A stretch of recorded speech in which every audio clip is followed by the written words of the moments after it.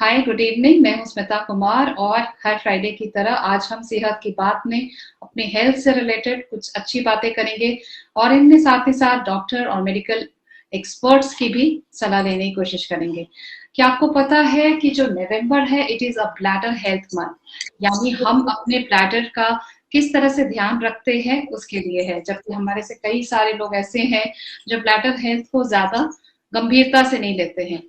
नवंबर की जो मंथ है, ये जो हम लोग जस्ट अभी जो नवंबर मंथ हमारा क्रॉस किया, कभी कभी जैसे जैसे ब्लैडर मंथ को मैं मेंशन करी थी, ये कुछ हमारे फैक्ट्स को शेयर करूंगी, जैसे कॉमन ब्लैडर हेल्थ प्रॉब्लम्स क्या होते हैं और किस तरह से हम एक्टिव रोल लेकर के अपने हेल्थ के बारे में थोड़ा सा और जागरूक हो सकते हैं।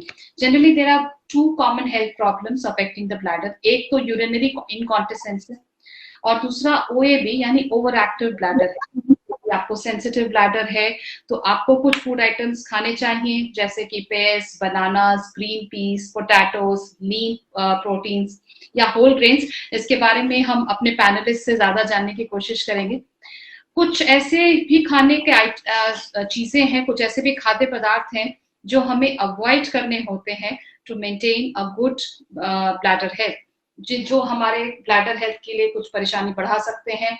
खासकर ओएबी में कुछ ऐसे सर्टेन फूड्स और बेवरेजेस हैं जो हमें अवॉइड करने चाहिए, जैसे चॉकलेट है, अल्कोहल ड्रिंक्स हो गए, साइट्रस फ्रूट्स हो गए, tomatoes and tomato based products, spicy बहुत ज्यादा मसालेदार खाना, हनी।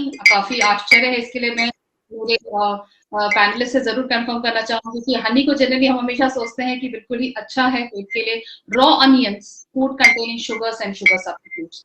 कुछ फैक्ट्स भी मैं आपके साथ शेयर करूंगी। कुछ रिसेंट रिपोर्ट्स जो नेशनल कैंसर रजिस्ट्री प्रोग्राम के हैं, उनके हिसाब से जो ओवरऑल इंसिडेंस है यूरिनरी ब्लैडर का इंडिया में, वो करीब 2.25 यानी 25% है। और ये पुरुषों में ज्यादा देखा जा रहा है, करीब 3.67% मेल्स में एंड करीब 0.83% फीमेल्स में है। एक रिसर्च के मुताबिक देखा जाए तो जो मेन है उनमें ये ब्लैडर कैंसर होने के चांसेस और औरतों के तुलना में 4 गुना ज्यादा होते हैं। और ब्लैडर कैंसर ज्यादातर अधिक उम्र के लोगों में, वृद्धों में ज्यादा देखा जा रहा होता है। करीब 9 out of 10 people with this cancer are over the age of 55, जिसमें से स्मोकिंग एक बहुत बड़ा कारण उभर के आ रहा होता है ब्लैडर कैंसर के लिए। चलिए जानते हैं कि एक अच्छे ब्लैडर के लिए, हेल्दी ब्लैडर के लिए डाइट क्या होना चाहिए, और साथ ही साथ अपने डॉक्टर से ये भी जानने की कोशिश करते हैं कि ब्लैडर से रिलेटेड जो परेशानियां हैं उनसे हम कैसे निजात पा सकते हैं। हेलो, मैं हूं स्मिता कुमार और आज के हमारे सेहत की बात में हमारे साथ डॉक्टर आदित्य शर्मा शामिल हैं, जो कि एक यूरोलॉजिस्ट, एंड्रोलॉजिस्ट, यूरो ऑन्कोलॉजिस्ट और साथ ही साथ किडनी ट्रांसप्लांट स्पेशलिस्ट हैं डॉक्टर आदित्य क्लिनिक लखनऊ में। और वो कई सारे ट्रीटमेंट्स ऑफर करते हैं अपने पेशेंट्स को, जैसे urology cancers, laparoscopic urology, prostate diseases, stone removal surgeries, reconstructive urology surgery.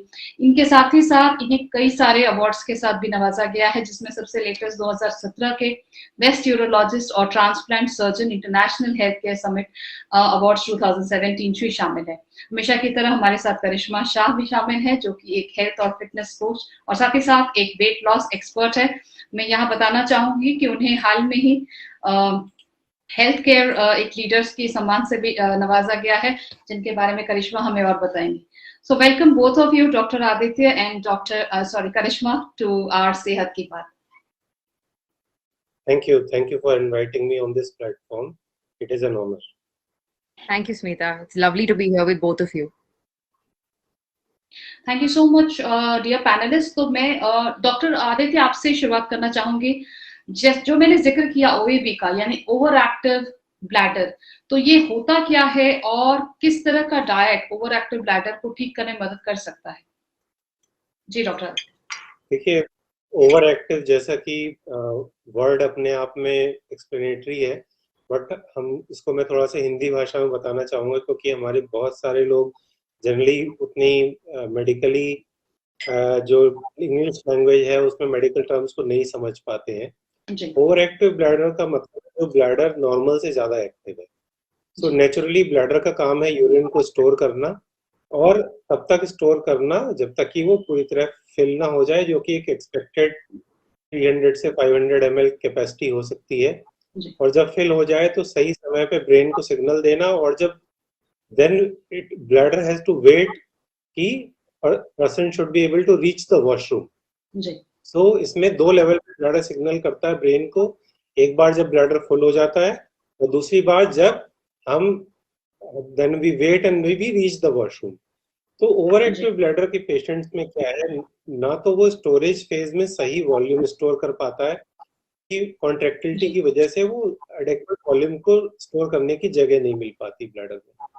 दूसरा चीज है, जिस समय ब्लैडर का सिग्नल ब्रेन को जाता है और उसको वेट करना चाहिए कि पर्सन वॉशरूम तक पहुंच पाए, उससे पहले ही कॉन्ट्रैक्शंस स्टार्ट हो जाते हैं, just like it can't hold any longer. कई केसेस में इसकी वजह से यूरिन का लीकेज भी हो जाता है।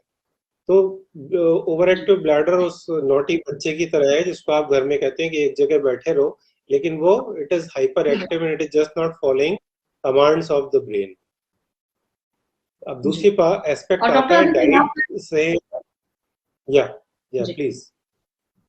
जी please please sir. Okay, so दो आपके प्रश्न का दूसरा पार्ट था कि डाइट से इसका क्या रिलेशन है। देखिए, डाइट हमारी पर्सनालिटी से लेकर के ओवरऑल हमारे हेल्थ को प्रभावित करता है।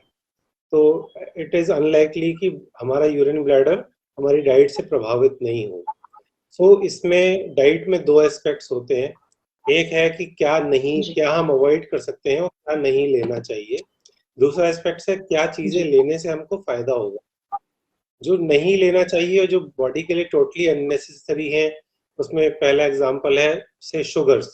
तो white sugar is absolutely unnecessary thing for body. Other thing is irritants जी like tobacco and smoking. So to all tobacco products in any form consumed, चाहे वो गुटखा, पान मसाला किसी भी फॉर्म में हो। इसके अलावा शुगर्स, इवन सुपारी भी जो होते हैं नॉन टोबैको प्रोडक्ट, वो भी काफी ब्लैडर को के लिए इरिटेंट का काम करते हैं। स्मोकिंग जी ऑब्वियसली, बट काफी लोगों को इसमें कंफ्यूजन है कि new like vapes are coming जिसमें they don't use conventional cigarettes, so they think it is safe. It is not safe. Again, बिल्कुल hookah is not, again another form of smoking only. So ये सारे इनको हमें avoid करना है। इसके अलावा चाय कॉफी का सेवन कम से कम करें। ड्राई फ्रूट्स एक जी लिमिट तक अच्छे हैं, लेकिन ओवर इंडल्जेंस वो भी अपने आप में ब्लैडर के लिए इरिटेंट का काम करता है। Spicy foods. सो हालांकि लिस्ट बहुत लंबी हो सकती है, लेकिन एक व्यक्ति जिसको, पुरुष या महिला कोई भी हो सकता है, इवन बच्चों में वो इरेक्टिव ब्लैडर देखा जाता है। तो एक व्यक्ति को जी अपने हिसाब से, हो सकता है इसमें से कुछ फैक्टर्स उनके लिए ज्यादा इम्पोर्टेंट हो, जो पॉजिटिव हो, और कुछ फैक्टर्स ना हो। तो वो हम सलाह देते हैं कि एक फूड डायरी बनाएं और ऑब्जर्व करें क्या चीजों से उनकी प्रॉब्लम बढ़ती है घटती है, उस हिसाब से डाइट में मॉडरेशन करें। अब क्या लेना चाहिए, उसमें पहली चीज है एंटीऑक्सीडेंट। सबसे बेस्ट सोर्स है फ्रूट्स। तो बिफोर एनी सप्लीमेंट्स, जितना हम नेचुरल फॉर्म में फ्रूट्स को कंज्यूम करेंगे वो बॉडी के लिए बेस्ट है। और green vegetables they are good for our gut. तो हमारा फूड का ट्रांजिट टाइम फास्टर होता है, और हमारे लिए हार्मफुल चीजें बॉडी में उतना जल्दी एब्जॉर्ब नहीं होती हैं। तो इन सब चीजों को के साथ में हेल्दी लाइफस्टाइल में exercise is also very important, active lifestyle, and a calm and composed brain, जिसके लिए yoga and meditation is again helpful. Thank you.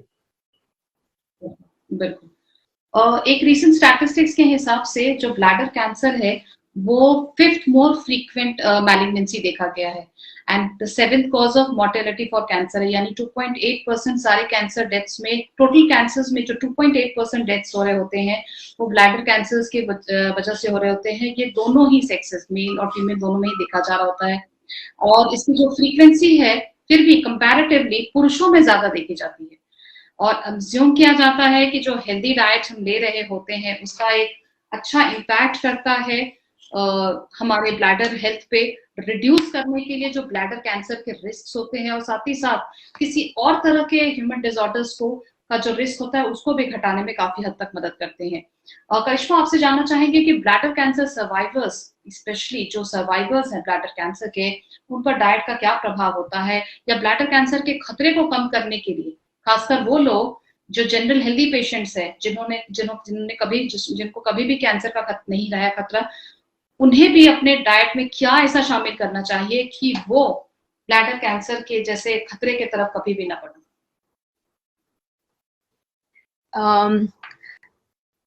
Cancer अगर ब्लैडर का हो या कोई भी टाइप का कैंसर हो, the first thing we have to understand is that हमारे बॉडी में अगर हम ऐसी टाइप की चीजें खाएंगे जिसको हमारा बॉडी टॉलरेट नहीं कर सकता है, या हमारे बॉडी में इन्फ्लेमेशन अगर बढ़ जाएगा, तो it is a major cause of anything coming in. Inflammation is a cause for all kind of diseases entering the body. So we will always stick to even the anti cancer diets और all, inflammation हम कैसे body का कम करेंगे, इंटॉलरेंसेस, sensitivities को हम कैसे कम करेंगे. हर एक व्यक्ति का सेंसिटिविटी बॉडी का बहुत अलग होता है. तो जैसे फॉर एग्जाम्पल एक कॉमन ग्रुप ऑफ आजकल बिकॉज इतनी सारी बातें होती हैं, there's a common group of food products and everything which are inflammatory in nature, so we will try and avoid all those. और वो कैसे है, जैसे फॉर एग्जाम्पल डॉक्टर ने ऑलरेडी बहुत अच्छी तरीके से समझाया है दैट अगर आपको ओवर एक्टिव ब्लैडर है या आपको कोई भी तरीके का प्रॉब्लम है जो ब्लैडर को अफेक्ट कर रहा है, तो obviously you will abstain from smoking, drinking. Along with that, I also want to say that बहुत सारे लोगों को इंटॉलरेंसेज होती है, जैसे डेयरी प्रोडक्ट्स की इंटॉलरेंसेज होती है, हाई फैटी प्रोडक्ट्स फूड की इंटॉलरेंसेज होती है, ग्लूटेन की इंटॉलरेंसी होती है. In this case what happens is that अगर आपने पूरे दिन में, वैसे भी आप इतना पानी नहीं कंज्यूम करते, because the most common thing that we get when people come to us is that they don't consume enough water in a day. हम आगे जब बढ़ेंगे तो along with the cancers and everything, there are a lot of other problems of the bladder which is happening to common people. We'll also discuss that, which is very important. तो firstly पानी बहुत कम पीते हैं लोग, so water intake is very very important. Along with that अपने body की sensitivity को समझिए. अगर ऐसे कोई प्रोडक्ट्स है जो आपको नहीं सूट करते, जिनको खाने के बाद आपको थोड़ा डिस्कम्फर्ट फील होता है, diarrhoea, constipation, bloating, little bit of rashes anywhere, उसको थोड़ा कम कीजिए अपने डे टू डे खाने के आपके डाइट में बेसिकली. फिर जैसे मैंने थोड़े प्रोडक्ट्स के नाम लिए हैं, vegetables, fruits, yes you will include vegetables, fruits definitely. Why? Because fibre is very very important. You have to understand that if हमारा एक ओवर एक्टिव ब्लैडर है या हमें कोई भी किडनी रिलेटेड प्रॉब्लम्स है, anything which is an internal problem where in detoxification नहीं हो रहा है बॉडी का प्रॉपरली, हमें फाइबर इनटेक का ध्यान रखना पड़ेगा. तो जैसे डॉक्टर ने बताया कि fruits, vegetables, antioxidants are very important, the same way those all products have high fibre in it. So we will make sure that we will eat good cereals. हम खाली ब्रेड नहीं खाएंगे, हम खाली रोटी नहीं खाएंगे, हम दूसरे अलग टाइप के सीरियल्स हमारे खाने में इंक्लूड करेंगे. वेजिटेबल्स हम कैसे इंक्लूड करेंगे? ऐसे टाइप के वेजिटेबल्स जिसमें फाइबर ज्यादा है. अगर हम किसी को बोलेंगे कि आप लौकी खाइए, तुरिया खाइए, बहुत कम परसेंटेज लोग हैं जो ये सब खाएंगे. So on the flip side, let's introduce better food products, better अभी winter we are in the colder season right now. सूरन, अरबी, आलू, कंद, all these kinds of vegetables are very high in fiber, and when you consume these kinds of vegetables, they're very good for your bladder as well, क्योंकि हम usually ये सब खाना नहीं खाते. तो एक कॉमन सेंस यूज करना है कि सीजनल प्रोडक्ट्स हम खाएंगे, वेजिटेबल्स ऐसे खाएंगे जो हमें अच्छे भी लगे और हम उसको रोटेट करेंगे.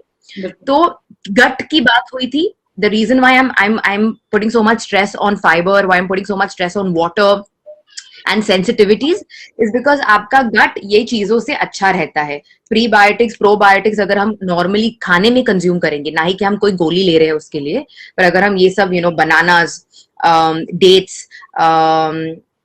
ragi, oats, there are so many things which you can eat on a day-to-day basis. Rajgira, ये सब चीजें फाइबर में बहुत हाई होती है. इनमें एक अच्छी प्रोटीन की मात्रा भी होती है.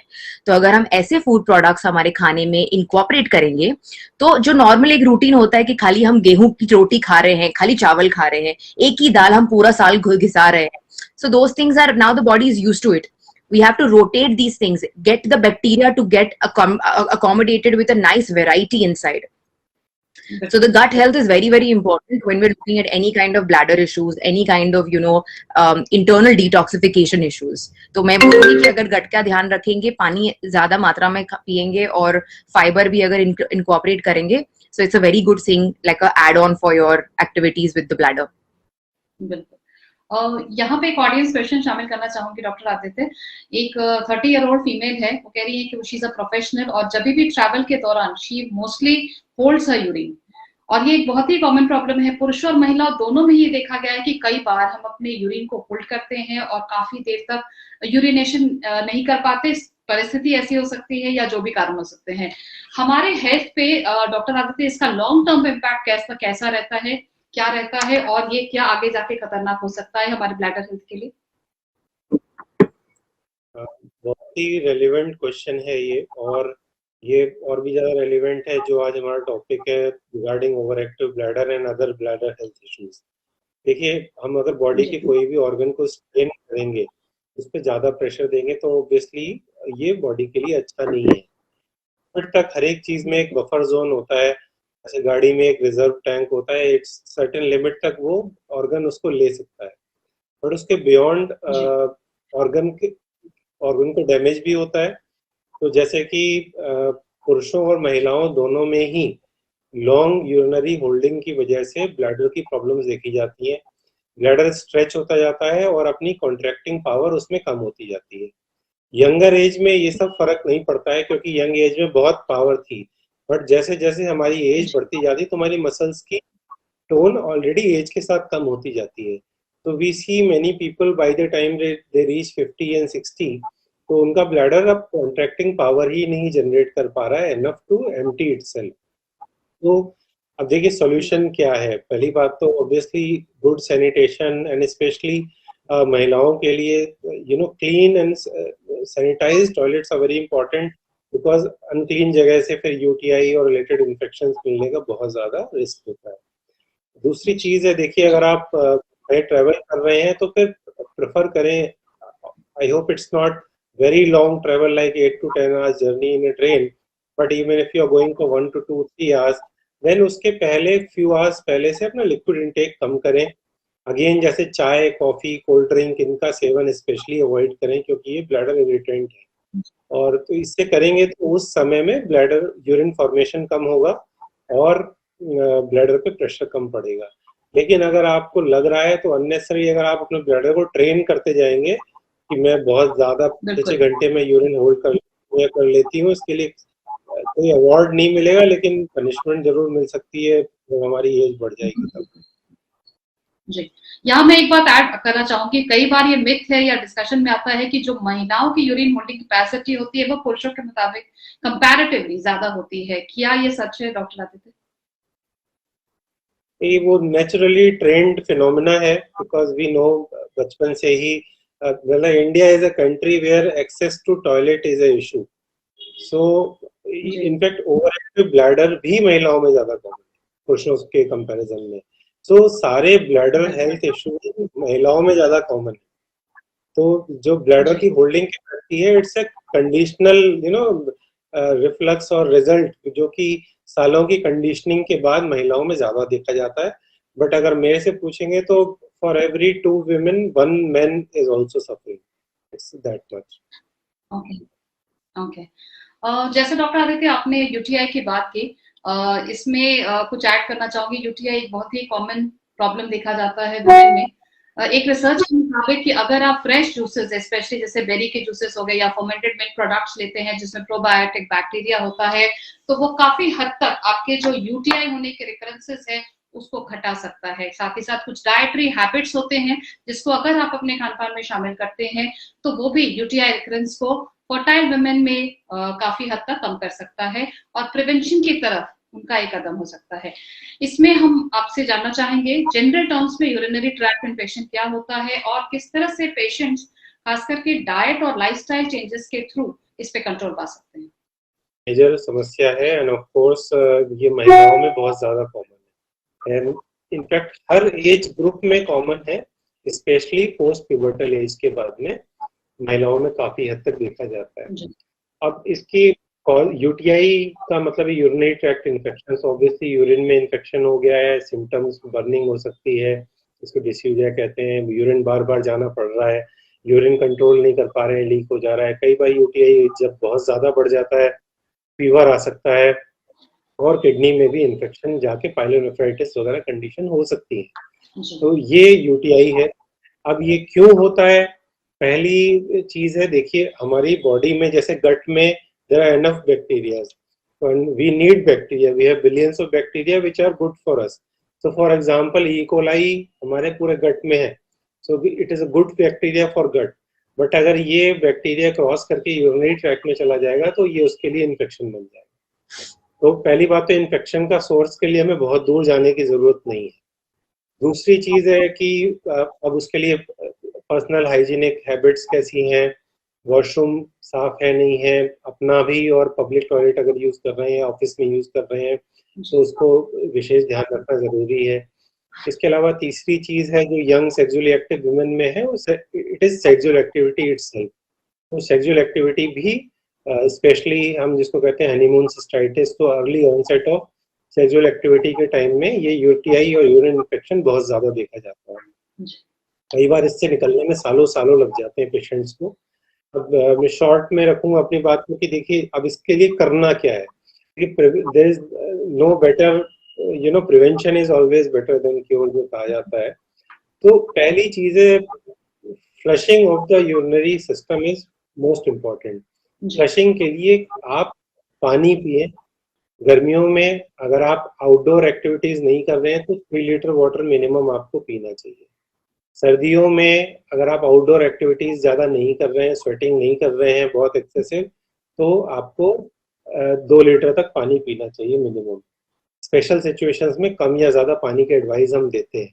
दूसरी चीज है, अगर आप रिगरस एक्टिविटी कर रहे हैं, so for every 1 hour of sweating you may need to add 1 to 1.5 litre. अगर आप एक्सरसाइज कर रहे हैं, वर्कआउट कर रहे हैं, 1 घंटा कंटिन्यूस कार्डियो कर रहे हैं, तो आपको कम से कम 1 से 1.5 लीटर पानी का इंटेक को ऐड करना पड़ेगा। पानी का इंटेक के अलावा जो कोल्ड ड्रिंक्स और इन चीजों को अवॉइड करें। बेस्ट चीज, वो मूवीज में भी डायलॉग है कि पानी का काम पानी करता है। सो बेस्ट चीज है कि आप पानी पिए। कुछ स्पेशल वाटर नहीं चाहिए, आरओ वाटर नहीं चाहिए, साफ पानी होना चाहिए। पानी ऐसा नहीं होना चाहिए जिसको पी के आप बीमार पड़ जाएं। तो नॉर्मली जो आप अगर हैंडपंप का भी पानी पी रहे हैं और वो साफ है, कोई अगर आपको ट्रबल उससे नहीं हो रहा है, तो आप उसको कंटिन्यू रख सकते हैं। तो स्पेशलाइज इनफेक्ट की advise against taking RO water which इसमें टीडीएस वैल्यू 100 या उससे कम हो, बिकॉज हमारी बॉडी को मिनरल्स भी चाहिए। So there are good minerals which prevent stone formation, which prevent urinary infection. दूसरी चीज है सिट्रस फ्रूट्स। सो सिट्रस में सबसे इजी और 12 महीने अवेलेबल चीज है नींबू। रोज एक नींबू पानी पिए। उसमें कुछ एडिशनल की एक्चुअली जरूरत ही नहीं है, एडेड सॉल्ट, एडेड शुगर की तो बिल्कुल भी जरूरत नहीं है। For taste you may add some drops of honey, so that will be beneficial. इसके अलावा दिन में 1 से 2 फ्रूट्स का कंजम्पशन जरूर करें। और जैसे डाइट पे ऑलरेडी करिश्मा जी ने बताया है कि क्या क्या चीज लेनी चाहिए। सो वो चीजों पे करेंगे तो ये यूटीआई को रोकने में हेल्प मिलेगी। और लास्ट चीज आती है लाइफस्टाइल। डाइट के अलावा सेकंड पार्ट है आप पूरे दिन भर आपकी फिजिकल एक्टिविटी कैसी है।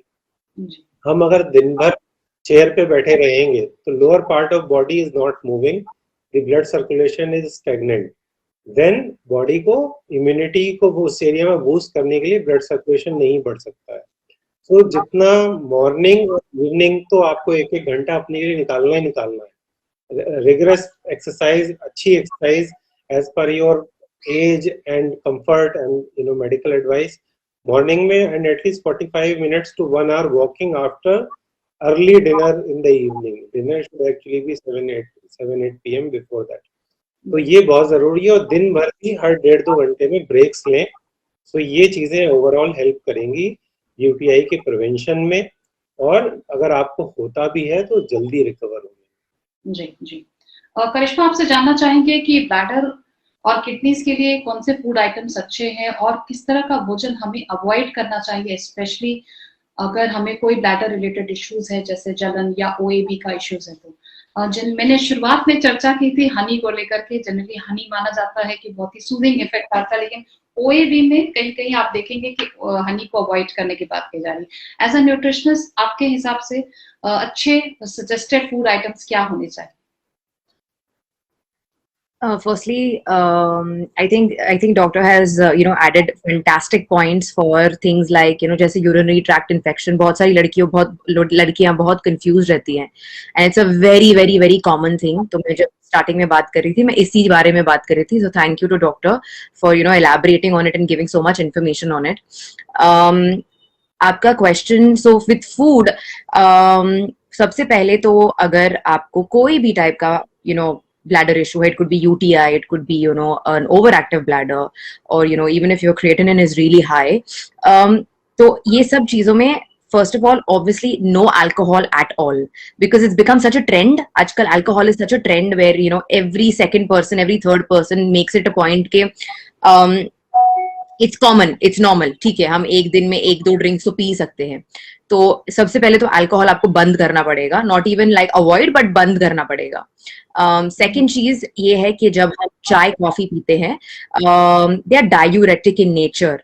ये क्या करता है कि ये पूरा पानी बॉडी का निकाल के एक साथ एक टाइम पे it tries to pushes it out of the body. तो we will try and limit our intake of caffeine. हम चाय पीते हैं, कॉफी पीते हैं, ग्रीन टी पीते हैं, तो not 4-5-6 cups in a day. 1 या 2 जो नॉर्मल होना चाहिए उतना ही हम सेवन करेंगे उसका. The third thing with food, gaps between foods, very important. बहुत सारे लोग इतना लंबा गैप रखते हैं खाने के बीच में, that what happens is that either there is एक साथ बहुत कुछ खा लेंगे, एक साथ बहुत कुछ पी लेंगे, या तो फिर कुछ भी नहीं करेंगे for a very long time. Now we have to understand we are stressing the body like this. Not only the bladder, not only the intestine, but we're stressing our own self like this. So first of all, you have to maintain proper gaps in the middle of your food and not stay 5, 6, 7, 8 hours without water, without food. पहले हम क्या करेंगे, हम dehydrate करेंगे body को पूरा, फिर हम एकदम ही हमारा इंसुलिन लेवल ड्रॉप होगा. जब हमें याद आएगा कि हमें अभी खाना है, हमें we want to have some water, हम तब जाके सब कुछ एक साथ करेंगे. Now that's not the way that it should be logically. तो ऐसा ना करें. The fourth thing is food items such as number 1, आप जब खाना खा रहे हैं, घर का सिंपल खाना खाइए, वेरी सिंपल फूड. जैसे हम अगर रोटी खा रहे हैं, चावल खा रहे हैं, दाल खा रहे हैं, अलग अलग टाइप की सब्जी खा रहे हैं, there are lots of traditional food items that we make at home. अगर हम गुजराती है तो हम अलग अलग टाइप के हम घर पे ढोकला बनाते हैं.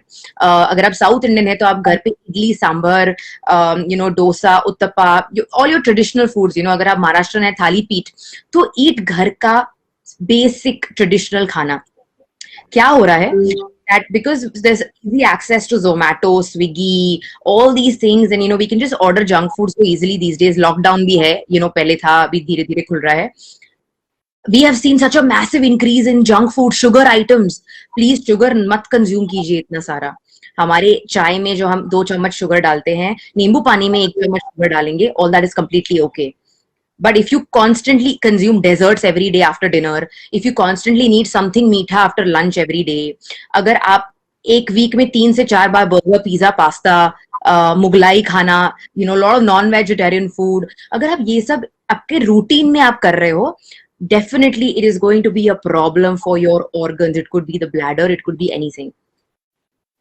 So please make sure that at least 5 meals in a week, 5 to 6 days in a week, you are eating home food, and one day you have a cheat day or treat day, whatever it is called, and you can eat whatever you want in one meal. That's very, very important. ये जो balance है, it's very important to manage that balance. अभी जो हम जब UTI की बात कर रहे थे, gut की बात कर रहे हैं, the whole concept is of the gut bacteria to be balanced. एक level होता है good bacteria का, अगर वो अच्छा रहेगा, तो any kind of bad bacteria, it can fight it off. The immune system stays strong when it's like that. अगर हम constantly हमारे gut में bad bacteria को अगर हम foster करेंगे, sugar is something that increases candida also. Candida is a kind of gut bacteria which is very common in Indians. So all these things, sugar, bread, lot of dairy products, बहुत सारा तेल, ये सारी चीजें aggravates yeast products, any product which has yeast in it.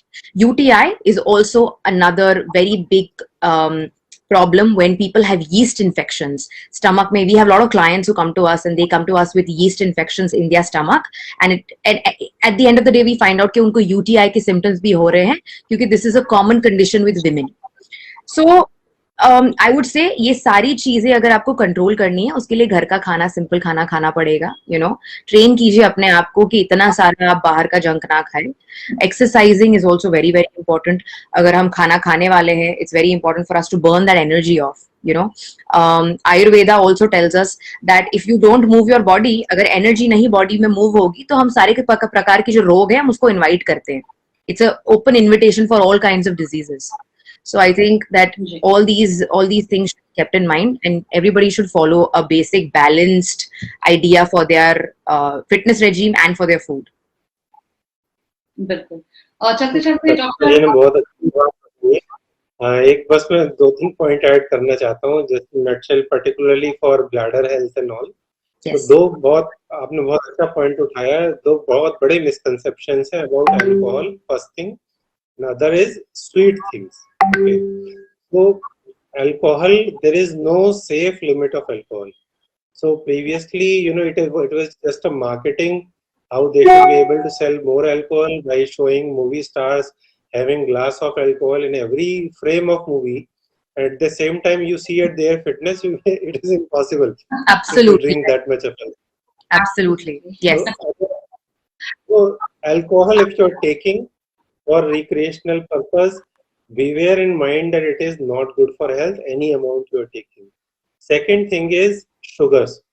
Sugar is the new alcohol. Absolutely. In human evolution, we our race, Homo sapiens, has evolved over around 8,000 to 10,000 years now. In this evolution, sugar has been there only for 200 to 250 years. Now, when we ask people to quit white sugar, they think brown sugar is better. Yes. Then they will say jaggery is better. Then they will say honey is better. Yes. Yes, they are slightly better. They are slightly better, but if you are consuming 20, yeah, but the amount of calories they bring, they are same. They may have some added nutrients with them. They may not be absorbing so fast as although honey is the most concentrated form of sugar, but it has good antioxidant properties which are helpful for our body. But if you start replacing honey in everything where you were putting sugar, that is not the alternative. You have to overall reduce artificial sweet. I mean, sugar is artificial sweet. Yes. So intake. At the same time, if you don't have diabetes, you can consume sugars which are available naturally in fruits. So avoid a dry fruit, have a normal fruit. Normal fruit has sugar as well as fiber as well as water. You remove water and suddenly you consume a lot of dry fruit. So grape is better than kishmish. So same way, dates are better than chwara. And इस तरीके से diet को देखें और इन 2 चीजों को बहुत consciously consume करें. ये ब्लैडर के लिए भी अच्छी नहीं है. और ऑब्वियसली अल्कोहल भी नई स्टडीज आ रही हैं. It is positive, it is affecting bladder health, overactive bladder, also bladder cancers, they may be associated. We don't have studies because बहुत सारी मार्केट फोर्सेस हैं जो बहुत कुछ बाहर ही नहीं निकलने देते हैं. बिल्कुल. Absolutely right. Thank you for elaborating points. जी. चलते चलते सिर्फ 2 ऑडियंस के क्वेश्चन और लेना चाहूंगी. एक 42 इयर्स की महिला है. ये है तो बहुत ही कॉमन क्वेश्चन, बट उन्होंने पूछा है कि यूरिन करते समय उन्हें एक बर्निंग सेंसेशन फील होता है, जलन और दर्द महसूस होता है. इसके लिए वो क्या कर सकते हैं और किस तरह से ये कम हो सकता है? देखिए, mostly some lower level infection कई बार मेंटेन्ड होता है, तो उसकी वजह से ऐसा हो सकता है. तो पहली चीज है जो कि जिसपे हम बहुत स्ट्रेस हर बार दे रहे हैं कि पानी पिए और अच्छे से पानी पिए. दूसरी चीज है, जैसे बताया, सिट्रस फ्रूट्स, तो नींबू पानी पिए. तो ये सब बॉडी को फ्लश करने में इजी होगा. बट इसके बियॉन्ड भी अगर आपको दिक्कत रह रही है, आप अच्छे से 3-4 लीटर पानी पी रहे हैं, फ्रूट इनटेक आपका अच्छा है, उसके बाद भी हो रही है, then you need a consultation with urologist. I would suggest कि फिर आप डॉक्टर से जाकर मिलें.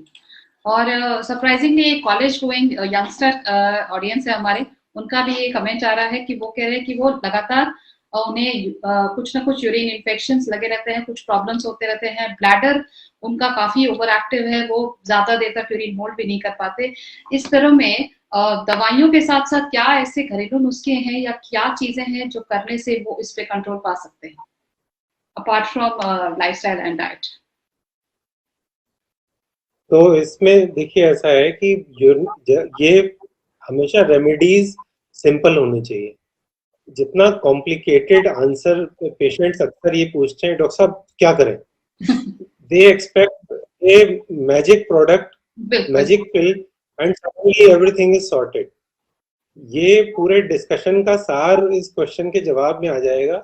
रोज एक्सरसाइज करें, फिजिकली एक्टिव रहें, पर्सनल हाइजीन ठीक से मेंटेन करें, हाइड्रेटेड रहें और लाइफस्टाइल अपना अच्छा मेंटेन रखें, फिजिकली एक्टिव रहें। इसमें सारे सॉल्यूशंस हैं और ये बहुत सिंपल है, इजी टू फॉलो है।